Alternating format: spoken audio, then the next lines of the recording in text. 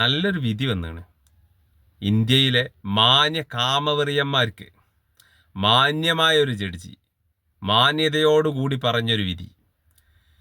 സ്ത്രീകളുടെ മാറിടത്തിൽ പിടിക്കുന്നതും അവരുടെ പൈജാമയുടെ ചരട് ഊരി വലിക്കുന്നതും അഴിക്കുന്നതും ബലാത്സംഗ കേസിൽ ഉൾപ്പെടുത്താൻ പറ്റൂല.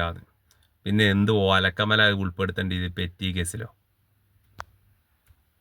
എന്താ അങ്ങനെയൊക്കെ ആയാലേ?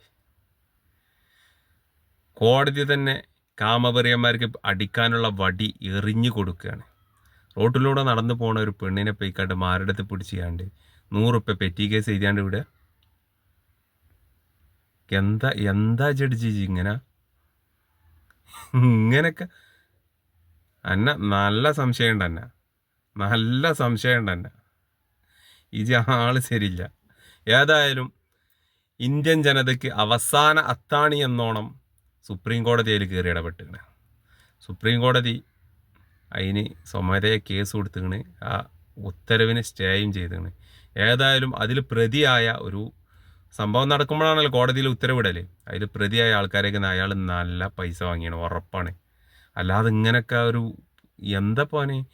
ഒരു പെണ്ണിൻ്റെ സമ്മതമില്ലാതെ അവളെ മാറിടത്ത് പോയി പിടിച്ചുകാണ്ട് അത് പെറ്റി കേസ് എഴുതി വിടുക.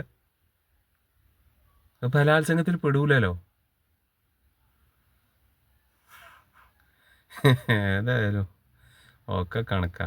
ഏതായാലും സുപ്രീം കോടതി ലൈക്ക്